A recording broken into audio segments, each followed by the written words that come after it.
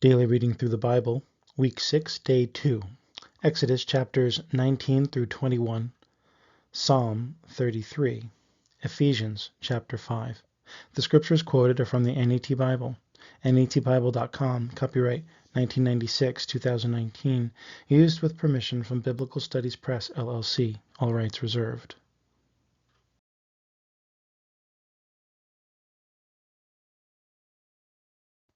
Exodus 19.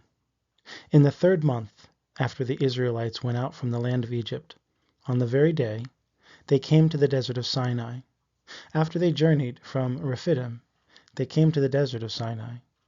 And they camped in the desert. Israel camped there in front of the mountain. Moses went up to God, and the Lord called him from the mountain.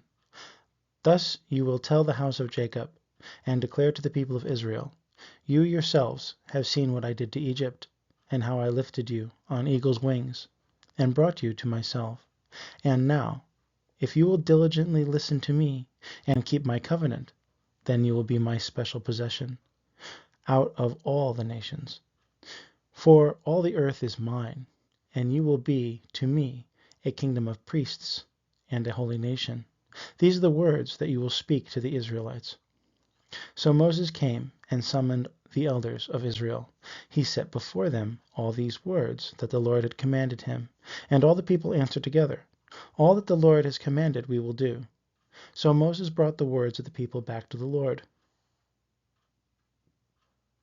I am going to come to you in a dense cloud, so that the people may hear when I speak with you, and so that they will always believe in you. And Moses told these words of the people to the Lord. The Lord said to Moses, Go to the people and sanctify them today and tomorrow, and make them wash their clothes, and be ready for the 3rd day, for on the 3rd day the Lord will come down on Mount Sinai in the sight of all the people. You must set boundaries for the people all around, saying, Take heed to yourselves not to go up on the mountain, nor touch its edge. Whoever touches the mountain will surely be put to death. No hand will touch him, but he will surely be stoned or shot through, whether a beast or a human being. He must not live. When the ram's horn sounds a long blast, they may go up on the mountain. Then Moses went down from the mountain to the people and sanctified the people, and they washed their clothes. He said to the people, Be ready for the 3rd day. Do not approach your wives for marital relations. On the 3rd day, in the morning, there was thunder and lightning, and a dense cloud on the mountain, and the sound of a very loud horn. All the people who were in the camp trembled. Moses brought the people out of the camp to meet God, and they took their place at the foot of the mountain. Now Mount Sinai was completely covered with smoke, because the Lord had descended on it in fire, and its smoke went up like the smoke of a great furnace, and the whole mountain shook violently. When the sound of the horn grew louder and louder, Moses was speaking, and God was answering him with a voice. The Lord came down on Mount Sinai, on the top of the mountain, and the Lord summoned Moses to the top of the mountain. And Moses went up. The Lord said to Moses, Go down and solemnly warn the people, lest they force their way through to the Lord to look, and many of them will perish. Let the priests also, who approach the Lord, sanctify themselves, lest the Lord break through against them. Moses said to the Lord, The people are not able to come up to Mount Sinai, because you solemnly warned us. Set boundaries for the mountain and set it apart. The Lord said to him, Go, get down, and then come up, and Aaron with you. But do not let the priests and the people force their way through to come up to the Lord, lest he break through against them.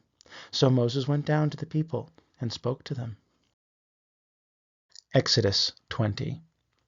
God spoke all these words.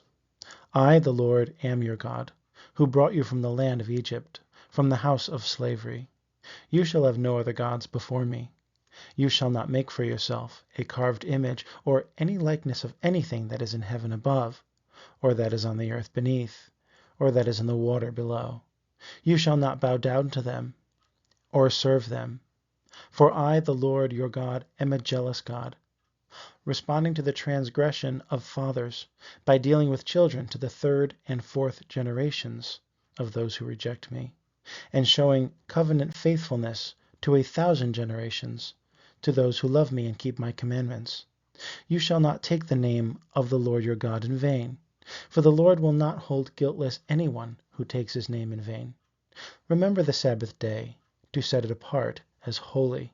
For 6 days you may labor and do all your work, but the seventh day is a Sabbath to the Lord your God. On it you shall not do any work, you or your son, or your daughter, or your male servant, or your female servant, or your cattle, or the resident foreigner who is in your gates. For in 6 days the Lord made the heavens and the earth, and the sea, and all that is in them, and he rested on the seventh day. Therefore the Lord blessed the Sabbath day, and set it apart as holy. Honor your father and your mother, that you may live a long time in the land the Lord your God is giving to you. You shall not murder. You shall not commit adultery. You shall not steal. You shall not give false testimony against your neighbor. You shall not covet your neighbor's house. You shall not covet your neighbor's wife, nor his male servant, nor his female servant, nor his ox, nor his donkey, nor anything that belongs to your neighbor. All the people were seeing the thundering and the lightning, and heard the sound of the horn, and saw the mountain smoking. And when the people saw it, they trembled with fear, and kept their distance. They said to Moses, You speak to us, and we will listen, but do not let God speak with us, lest we die.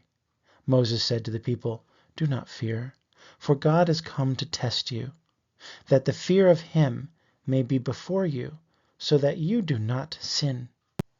The people kept their distance, but Moses drew near the thick darkness where God was. The Lord said to Moses, Thus you will tell the Israelites, You yourselves have seen that I have spoken with you from heaven. You must not make gods of silver alongside me, nor make gods of gold for yourselves. You must make for me an altar made of earth, and you will sacrifice on it your burnt offerings and your peace offerings, your sheep and your cattle. In every place where I cause my name to be honored, I will come to you, and I will bless you. If you make me an altar of stone, you must not build it of stones shaped with tools. For if you use your tool on it, you have defiled it. And you must not go up by steps to my altar, so that your nakedness is not exposed.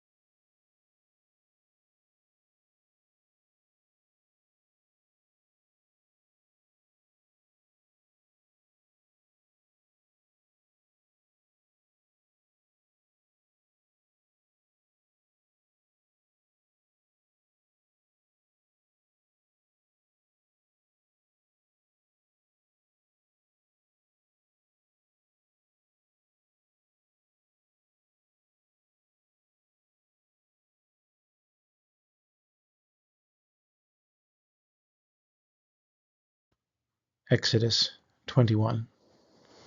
These are the ordinances that you will set before them. If you buy a Hebrew servant, he is to serve you for 6 years, but in the 7th year he will go out free, without paying anything. If he came in by himself, he will go out by himself. If he had a wife when he came in, then his wife will go out with him. If his master gave him a wife, and she bore sons or daughters, the wife and the children will belong to her master, and he will go out by himself.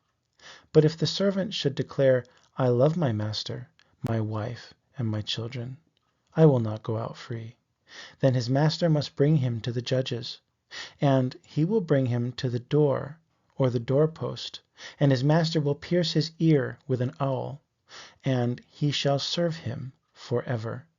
If a man sells his daughter as a female servant, she will not go out as the male servants do. If she does not please her master, who has designated her for himself, then he must let her be redeemed. He has no right to sell her to a foreign nation, because he has dealt deceitfully with her. If he has designated her for his son, then he will deal with her according to the customary rights of daughters. If he takes another wife, he must not diminish the first one's food, her clothing, or her marital rights. If he does not provide her with these three things, then she will go out free, without paying money. Whoever strikes someone so that he dies must surely be put to death. But if he does not do it with premeditation, but it happens by accident, then I will appoint for you a place where he may flee. But if a man wilfully attacks his neighbor to kill him cunningly, you will take him even from my altar, that he may die. Whoever strikes his father or his mother must surely be put to death. Whoever kidnaps someone and sells him, or is caught still holding him, must surely be put to death. Whoever treats his father or his mother disgracefully must surely be put to death. If men fight, and one strikes his neighbor with a stone, or with his fist, and he does not die, but must remain in bed, and then if he gets up and walks outside on his staff, then the one who struck him is innocent, except he must pay for the injured person's loss of time, and see to it that he is fully healed.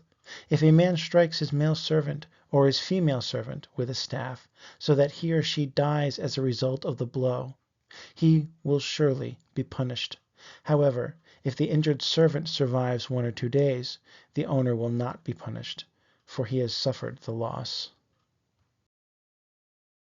If men fight and hit a pregnant woman, and her child is born prematurely, but there is no serious injury, the one who hit her will surely be punished in accordance with what the woman's husband demands of him, and he will pay what the court decides. But if there is serious injury, then you will give a life for a life, eye for eye, tooth for tooth, hand for hand, foot for foot, burn for burn, wound for wound, bruise for bruise. If a man strikes the eye of his male servant or his female servant so that he destroys it, he will let the servant go free as compensation for the eye. If he knocks out the tooth of his male servant or his female servant, he will let the servant go free as compensation for the tooth. If an ox gores a man or a woman so that either dies, then the ox must surely be stoned, and its flesh must not be eaten, but the owner of the ox will be acquitted. But if the ox had the habit of goring, and its owner was warned, but he did not take the necessary precautions, and then it killed a man or a woman, the ox must be stoned, and the man must be put to death. If a ransom is set for him, then he must pay the redemption for his life according to whatever amount was set for him. If the ox gores a son or daughter, the owner will be dealt with according to this rule. If the ox gores a male servant or a female servant, the owner must pay 30 shekels of silver, and the ox must be stoned. If a man opens a pit, or if a man digs a pit and does not cover it, and an ox or a donkey falls into it, the owner of the pit must repay the loss. He must give money to its owner, and the dead animal will become his. If the ox of one man injures the ox of his neighbor so that it dies, then they will sell the live ox and divide its proceeds, and they will also divide the dead ox. Or if it is known that the ox had the habit of goring, and its owner did not take necessary precautions, he must surely pay ox for ox, and the dead animal will become his. Psalm 33. You godly ones, shout for joy because of the Lord. It is appropriate for the morally upright to offer him praise. Give thanks to the Lord with the harp. Sing to him to the accompaniment of a 10-stringed instrument. Sing to him a new song. Play skillfully as you shout out your praises to him. For the Lord's decrees are just, and everything he does is fair. He promotes equity and justice. The Lord's faithfulness extends throughout the earth. By the Lord's decree the heavens were made, and by the breath of his mouth all the starry hosts. He piles up the waters of the sea. He puts the oceans in storehouses. Let the whole earth fear the Lord. Let all who live in the world stand in awe of him. For he spoke, and it came into existence. He issued the decree, and it stood firm. The Lord frustrates the decisions of the nations. He nullifies the plans of the peoples. The Lord's decisions stand forever. His plans abide throughout the ages. How blessed is the nation whose God is the Lord, the people whom he has chosen to be his special possession. The Lord watches from heaven. He sees all people. From the place where he lives, he looks carefully at all the earth's inhabitants. He is the one who forms every human heart, and takes note of all their actions. No king is delivered by his vast army. A warrior is not saved by his great might. A horse disappoints those who trust in it for victory. Despite its great strength, it cannot deliver. Look, the Lord takes notice of his loyal followers, those who wait for him to demonstrate his faithfulness, by saving their lives from death and sustaining them during times of famine. We wait for the Lord. He is our deliverer and shield.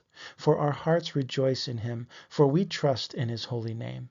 May we experience your faithfulness, O Lord, for we wait for you. Ephesians 5. Therefore, be imitators of God as dearly loved children, and live in love, just as Christ also loved us and gave himself for us, a sacrificial and fragrant offering to God. But among you there must not be either sexual immorality, impurity of any kind, or greed, as these are not fitting for the saints. Neither should there be vulgar speech, foolish talk, or coarse jesting, all of which are out of character, but rather thanksgiving. For you can be confident of this one thing, that no person who is immoral, impure, or greedy, such a person as an idolater, has any inheritance in the kingdom of Christ and God. Let nobody deceive you with empty words, for because of these things God's wrath comes on the sons of disobedience. Therefore do not be sharers with them, for you were at one time darkness, but now you are light in the Lord. Live like children of light, for the fruit of the light consists in all goodness, righteousness, and truth, trying to learn what is pleasing to the Lord. Do not participate in the unfruitful deeds of darkness, but rather expose them. For the things they do in secret are shameful even to mention, but all things being exposed by the light are made visible. For everything made visible is light. And for this reason it says, Awake, O sleeper, rise from the dead, and Christ will shine on you. Therefore, consider carefully how you live, not as unwise, but as wise, taking advantage of every opportunity, because the days are evil. For this reason, do not be foolish, but be wise by understanding what the Lord's will is. And do not get drunk with wine, which is debauchery, but be filled by the Spirit, speaking to one another in psalms, hymns, and spiritual songs, singing and making music in your hearts to the Lord, always giving thanks to God, the Father, for all things in the name of our Lord Jesus Christ, and submitting to one another out of reverence for Christ. Wives, submit to your husbands as to the Lord, because the husband is the head of the wife, as also Christ is the head of the church, he himself being the Savior of the body. But as the church submits to Christ, so also wives should submit to their husbands in everything. Husbands, love your wives, just as Christ loved the church and gave himself for her, to sanctify her by cleansing her with the washing of the water by the word, so that he may present the church to himself as glorious, not having a stain or wrinkle or any such blemish, but holy and blameless. In the same way, husbands ought to love their wives as their own bodies. He who loves his wife loves himself, for no one has ever hated his own body, but he feeds it and takes care of it, just as Christ also does the church, because we are members of his body. For this reason a man will leave his father and mother and will be joined to his wife, and the two will become one flesh. This mystery is great, but I am actually speaking with reference to Christ and the church.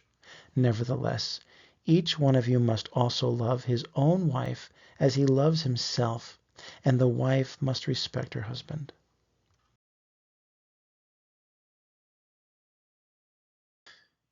The next daily reading through the Bible, week 6, day 3, Exodus chapters 22 through 24, Psalm 109, Ephesians chapter 6. The scriptures quoted are from the NET Bible, netbible.com, copyright 1996-2019, used with permission from Biblical Studies Press, LLC, all rights reserved.